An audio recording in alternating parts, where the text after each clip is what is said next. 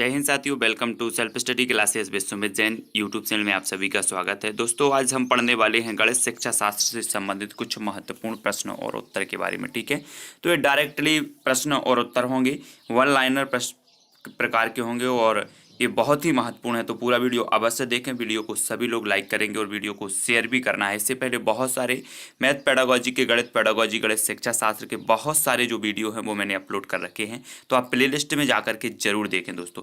तो स्टार्ट करेंगे दोस्तों आज का ये वीडियो। सबसे पहला है कि यह वास्तविक है कि गणित को बहुत से छात्र कठिन समझते हैं, अतः स्कूल और शिक्षक द्वारा ठोस कदम उठाए जाने चाहिए जिससे छात्रों के गणित के स्तर को बढ़ाया जा सके। यह दृष्टिकोण है। यह दृष्टिकोण किसका है? तो ये दृष्टिकोण है दोस्तों शिक्षा नीति 1986 का। क्या बोल रहे हैं कि यह वास्तविक है कि गणित को बहुत से छात्र क्या समझते हैं? कठिन समझते हैं, अतः स्कूल और शिक्षक द्वारा एक कदम उठाए जाने चाहिए जिससे छात्रों के गणित के स्तर को बढ़ाया जा सके। दृष्टिकोण किसका है? शिक्षा नीति 1986 का। ठीक है, योजना एक उद्देश्यपूर्ण क्रिया है। योजना क्या है?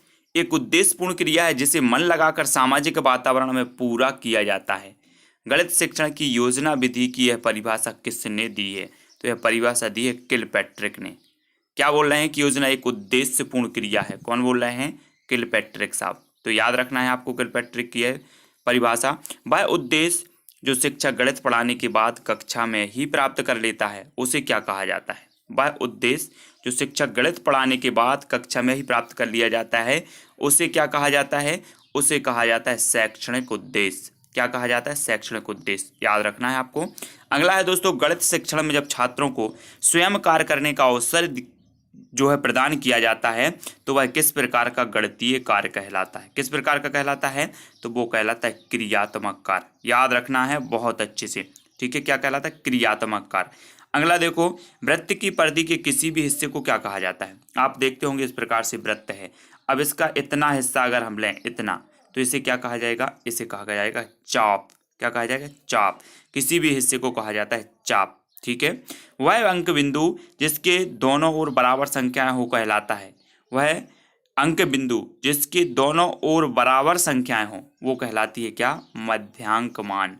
क्या कहलाता है? मध्यांक मान कहलाता है। ठीक है, प्रसिद्ध गणितज्ञ पाइथागोरस कहाँ के रहने वाले थे?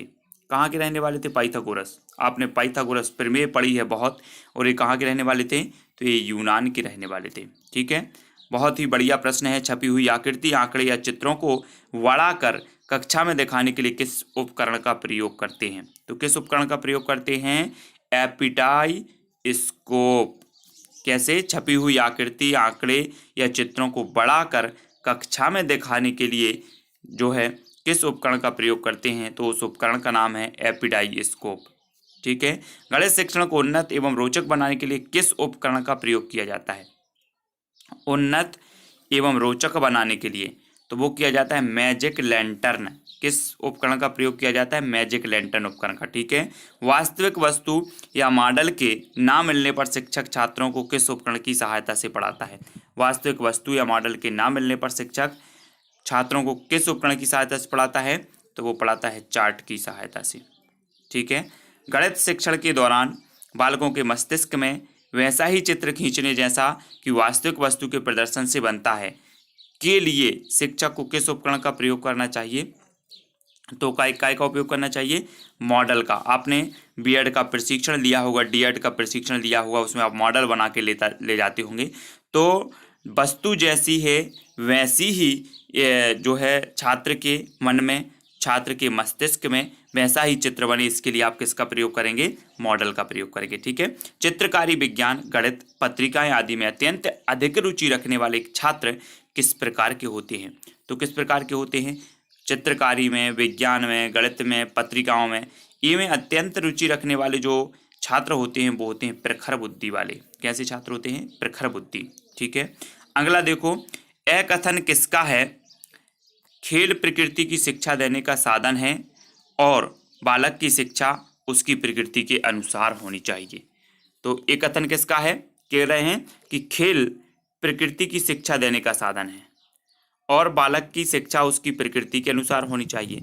ये कह रहे हैं मॉन्टेसरी का। ये कथन जो है किसका है? मॉन्टेसरी का है। गणितीय शिक्षण के खेल विधि के जन्मदाता कौन है?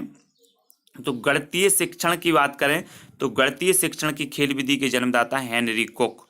ठीक है, कौन है? Henry Coke. गणित के किस शाखा के शिक्षण का परम उद्देश्य है? छात्रों को सावधानी पूर्वक तर्क करने की सक्रिय शक्ति का प्रशिक्षण। तो किस शाखा के शिक्षण का परम उद्देश्य है? तो वो है ज्यामिति में। ज्यामिति का परम उद्देश्य है कि छात्रों को सावधानी पूर्वक तर्क करने की सक्रिय शक्ति का प्रशिक्षण। ये किसका है? ज्यामिति में। ठीक है, अगला है किसी पुस्तक के लंबाई और चौड़ाई के मध्य कौन सा कोण बना होता है? किसी पुस्तक के लंबाई और चौड़ाई के मध्य कौन सा कोण बना होता है? तो आपने देखा होगा समकोण। ठीक है, समकोण यानी कि 90 अंश का कोण। ठीक है, समकोण। ज्यामिति शब्द का शाब्दिक अर्थ क्या होता है? तो ज्यामिति शब्द का शाब्दिक अर्थ होता है भूमि की माप। क्या होता है? भूमि की माप। ठीक है, ज्यामिति शब्द का शाब्दिक अर्थ। रेखा गणित के अध्ययन से छात्रों की बुद्धि में विकास होता है। तो काय का विकास होता है? रेखा गणित के अध्ययन से छात्रों की बुद्धि में विकास होता है तर्क शक्ति का। ठीक है, किसी व्यक्ति का तस्वीर उदाहरण है, तो ये काय का उदाहरण है? समरूपता। काय का है? समरूपता। ठीक है, किरण ए बी को किस प्रकार ज्यामिति की भाषा में प्रदर्शित किया जा सकता है? तो इस प्रकार से आप देख सकते हैं ए। ठीक है, प्रतीक चिन्ह क्या कहलाती है? तो ए प्रतीक चिन्ह क्या कहलाती है? रेखा कहलाती है। ठीक है, रेखा है ना। द्विवर्णी युगपत समीकरणों के रेखा चित्र खींचने के लिए सबसे पहले आवश्यक होता है, तो क्या होता है? द्विवर्णी युगपत समीकरणों के रेखा चित्र खींचने के लिए सबसे पहले आवश्यक होता है सारणी बनाना। क्या होता है? सारणी बनाना सबसे पहले। एक प्रदत्त आंकड़ा को इस प्रकार विभाजित किए जाते हैं कि समान तथ्य एक साथ रहें तथा असमान अलग रहें। इस प्रकार की व्यवस्थित ढंग को कहा जाता है, क्या कहा जाता है? वर्गीकरण। ठीक है, क्या कहा जाता है? वर्गीकरण। की समान एक साथ रहें और असमान अलग रहें। इस प्रकार से ये क्या कहलाएगा? आपका वर्गीकरण। किसी बंटन में विचार के जिस मान की वारंवारता अधिकतम हो उसे कहते हैं, क्या कहते हैं? बहुलक। किसी बंटन में विचार के जिस मान को की वारंवारता या फिर आवृत्ति अधिकतम हो उसे क्या कहा जाता है? बहुलक कहा जाता है। ठीक है, यह परिभाषा किसने दी है? कि सांख्यिकी, अनुमान और प्रायिकताओं का विज्ञान है। तो ये परिभाषा किसने दी है सांख्यिकी के बारे में? तो ये दी है वाडिंगटन ने। किसने? वाडिंगटन ने दी है कि सांख्यिकी, अनुमान और प्रायिकताओं का विज्ञान है। ये परिभाषा याद रखना है। गणित में औसत के शिक्षण के समय शिक्षक को किन विधियों का प्रयोग करना चाहिए? गणित में औसत के शिक्षण के समय तो आगमन एवं निगमन विधियों का प्रयोग करना चाहिए। ठीक है, ये याद रखना है। अगला देख लेते हैं। अगला है दोस्तों कि जब दो राशियां साथ साथ बढ़ती या घटती हैं तो उसमें किस प्रकार का समानुपात होता है? किस प्रकार का होता है? अनुक्रमानुपात। क्या होता है? अनुक्रमानुपात। ठीक है, सांख्य की गणना एवं माध्यमों का विज्ञान है। यह परिभाषा किसने दी है? सांख्य की गणना एवं माध्यमों का विज्ञान है। ये परिभाषा दी है डॉक्टर बाउले ने। किसने दी है? डॉक्टर बाउले। ज्यामिति के अंतर्गत सममिति को समझाने के लिए शिक्षक को किसका प्रयोग करना चाहिए?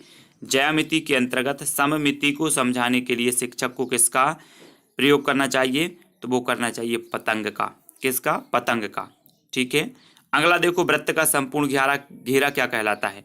तो वृत्त का ये संपूर्ण घेरा है, ये कहलाता है परिधि। वृत्त की परिधि आपने देखी होगी, ये क्या कहलाती है? वृत्त की परिधि। शिक्षक को गुणनखंड पढ़ाने में किस प्रकार के उदाहरणों का प्रयोग करना चाहिए? गुणनखंड अगर पढ़ा रहा है शिक्षक तो किस प्रकार के उदाहरणों का प्रयोग करना चाहिए? स्थूल उदाहरणों का। ठीक है, किसी समीकरण के एक ओर से कोई संख्या दूसरी ओर में उसका चिन्ह क्या होता है? तो किसी समीकरण के एक ओर से कोई संख्या अगर दूसरी ओर जाती है तो उसका चिन्ह क्या होता है? बदल जाता है। कोई भी समीकरण है, इस तरफ से अगर इस तरफ आएगी तो यहाँ माइनस हो तो यहाँ आकर के क्या हो जाती है? प्लस। ठीक है, यहाँ अगर गुणा में है तो यहाँ आकर के भाग में, तो इस तरफ से उस तरफ अगर जाती है तो उसका चिन्ह बदल जाता है। गणित की वह शाखा जिसमें संख्याओं या राशियों को प्रकट करने के लिए अंकों के अलावा बीजों का भी प्रयोग किया जाता है कहलाता है तो क्या कहलाता है? बीजगणित। अंकों के अलावा बीजों का भी प्रयोग होता है तो वो बीजगणित कहलाती है। बीजगणित में संकेत के रूप में प्रयुक्त अक्षरों या चिन्हों का दूसरा नाम क्या है? तो दूसरा नाम क्या है? बीज। क्या नाम है दूसरा? बीज। ठीक है। बीजगणित को अंग्रेजी भाषा में एलजेब्रा कहा जाता है, जो किस भाषा से लिया गया है? किस भाषा से लिया गया है एलजेब्रा? तो ये लिया गया है अरबी भाषा से। अब यहाँ से दो क्वेश्चन बनेंगे, बीजगणित को अंग्रेजी भाषा में क्या कहा जाता है? तब आप पढ़ेंगे एलजेब्रा। अब एलजेब्रा किस भाषा का शब्द है? तो ये अरबी भाषा का शब्द है। ठीक है। गणित सभी विज्ञानों का सिंहद्वार व कुंजी है। गणित सभी विज्ञानों का सिंहद्वार व कुंजी है, ये किसने कहा है? तो ये कथन है बेकन का। किसका है? बेकन का, बेकन महोदय। शिक्षण प्रक्रिया का आखिरी चरण क्या है? आपसे पूछा जाएगा शिक्षण प्रक्रिया निम्न में से बताइए शिक्षण प्रक्रिया का आखिरी चरण क्या है? तो आखिरी चरण है मूल्यांकन। ठीक है। विद्यार्थी गणित की संकल्पना और सिद्धांतों के अर्थ को समझता है, यह अधिगम के किस उद्देश्य की प्राप्ति है? विद्यार्थी गणित की संकल्पनाओं और सिद्धांतों के अर्थ को समझता है, यह अधिगम के किस उद्देश्य की प्राप्ति है? तो ये है अवबोधन की। किसकी है? अवबोधन। ठीक है, ये चीज आपको याद रखनी है। गणित वह मार्ग है जिसके द्वारा बच्चों के मन या मस्तिष्क में तर्क करने की आदत स्थापित होती है। ये कथन किसका है? तो ये लॉक का है, लॉक। गणित वह मार्ग है जिसके द्वारा बच्चों के मन में मन या फिर मस्तिष्क में तर्क करने की आदत स्थापित होती है, ये लॉक महोदय का कथन है। यह किसने कहा कि गणित सभी वैज्ञानिकों शोधों का एक अति महत्वपूर्ण उपकरण है? तो ये कहा है वर्थलॉट ने। किसने? वर्थलॉट ने, कि गणित सभी वैज्ञानिक शोधों का एक अति महत्वपूर्ण उपकरण है।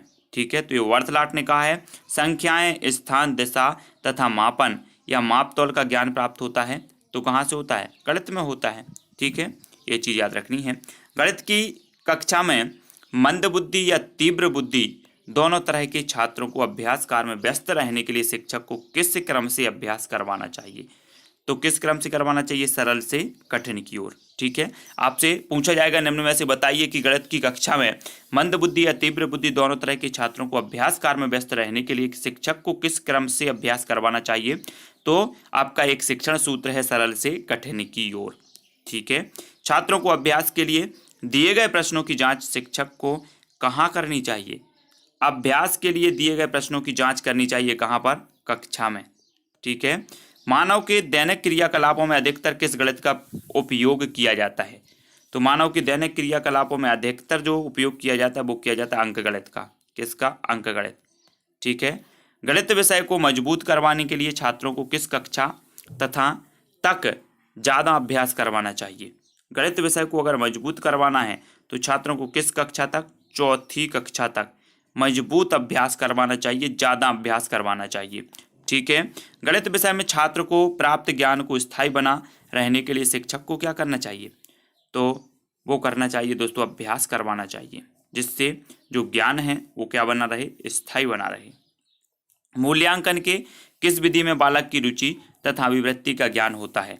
तो मूल्यांकन की किस विधि में बालक की रुचि और अभिवृत्ति का ज्ञान होता है? तो वो होता है साक्षात्कार विधि में। याद रख लेना, बहुत ही महत्वपूर्ण है। अगर आपसे पूछा जाएगा निम्न में से बताइए कि मूल्यांकन की किस विधि में बालक की रुचि अथवा अभिवृत्ति का ज्ञान होता है, तब आपको पता होनी चाहिए साक्षात्कार विधि। ठीक है। अगला देख लो, गणित शिक्षण में बालकों की संवेगात्मक, सामाजिक तथा मानसिक परिपक्वता का सही ज्ञान किस प्रकार के मूल्यांकन में होता है? तो किस प्रकार के मूल्यांकन में होता है? वो होता है निरीक्षण। किसमें? निरीक्षण। ठीक है। अगला देखो, किसी त्रिभुज की तीनों भुजाएं दूसरे त्रिभुज की तीनों भुजाएं के समानुपाती हों तो त्रिभुज होगी, कौन सा त्रिभुज होगा? सर्वांग सम। कौन सी होगी? सर्वांग सम। ठीक है। अगला देखो, यह कथन किसका है कि खेल प्रकृति की शिक्षा देने का साधन है और बालक की शिक्षा उसकी प्रकृति के अनुसार होनी चाहिए? तो ये किसकी है? मॉन्टेसरी का। बिल्कुल सही है। ठीक है। गणितीय शिक्षण की खेल विधि के जन्मदाता तो पता ही है, हॉर्न हेनरी कोक, हमने पहले भी पढ़ा है। गणित की किस शाखा के शिक्षण का परम उद्देश्य छात्रों को सावधानीपूर्वक तर्क करने की सक्रिय शक्ति का प्रशिक्षण है? तो ये है ज्यामिति का। ठीक है, ज्यामिति में सभी लोग याद रखेंगे। अब देखेंगे दोस्तों, किसी भी गणितीय प्रमेय की सत्यापनता तथा निर्मेय को रचना किस विधि द्वारा समझा जा सकता है या समझाया जा सकता है? तो आपको बताना है, तो जल्दी बताएं। किसी भी गणितीय प्रमेय की सत्यापन तथा निर्मेय को की रचना किस विधि, प्रमेय की रचना, निर्मेय नहीं, यहाँ पर एक प्रमेय ही है, ठीक है। प्रमेय की रचना किस विधि द्वारा समझाया जा सकता है? तो विश्लेषण विधि से। किस विधि से? विश्लेषण विधि से, ठीक है। गणित विषय को सभ्यता व संस्कृति का दर्पण किस गणितज्ञ ने बताया?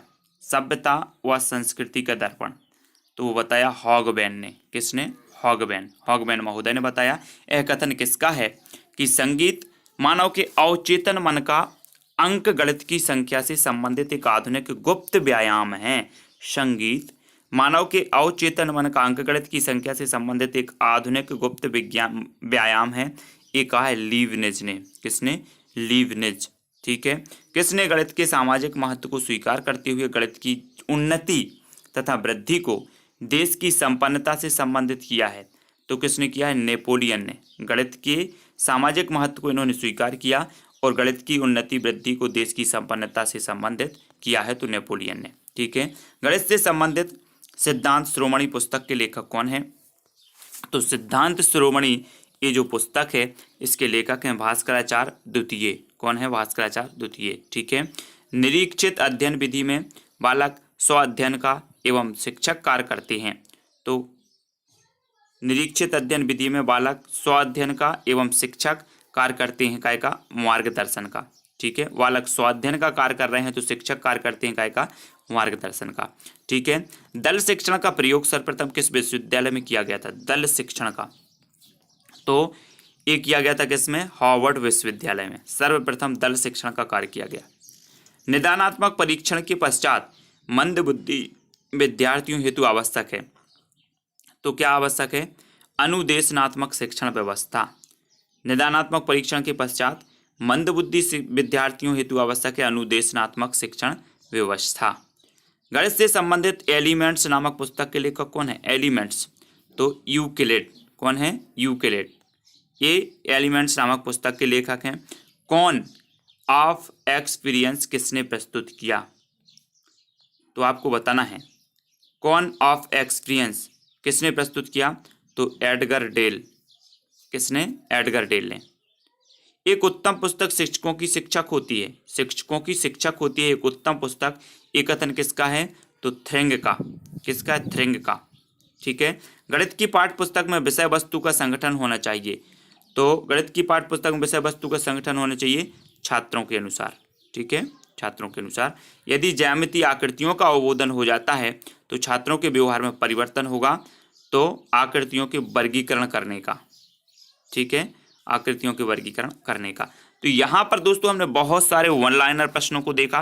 कुछ प्रश्न आपको समझ में नहीं आए होंगे तो कमेंट में जरूर बताना अगर कहीं आपको कोई डाउट लगता है, ठीक है। और ये वन लाइनर प्रकार के प्रश्न होंगे। जल्दी से बताएं वीडियो कैसा लगा, कमेंट में फटाफट से बताना है। वीडियो को लाइक भी करना है, वीडियो को शेयर भी करना है, सभी लोग करेंगे, ठीक है। और साथ ही और भी महत्वपूर्ण जो गणित पेडागोजी के प्रश्न आप पढ़ना चाहते हैं तो आप जो चैनल देख रहे हैं उस चैनल पर सेल्फ स्टडी क्लासेस पर क्लिक करेंगे तो चैनल खुलेगा। और चैनल खुलेगा तो ऊपर आपका एक ऑप्शन आएगा प्ले लिस्ट का, ठीक है, और उस पर आप क्लिक करेंगे तो ये पूरी की पूरी लाइन से प्ले लिस्ट खुलेगी, ठीक है। और इस प्रकार से आप सारे के सारे वीडियो एक साथ देख सकते हैं। वीडियो को लाइक अवश्य करेंगे, है ना, वीडियो को शेयर भी करना है। वीडियो कैसा लगा कमेंट के माध्यम से बताएं। आज के वीडियो के लिए बस इतना ही। जय हिंद।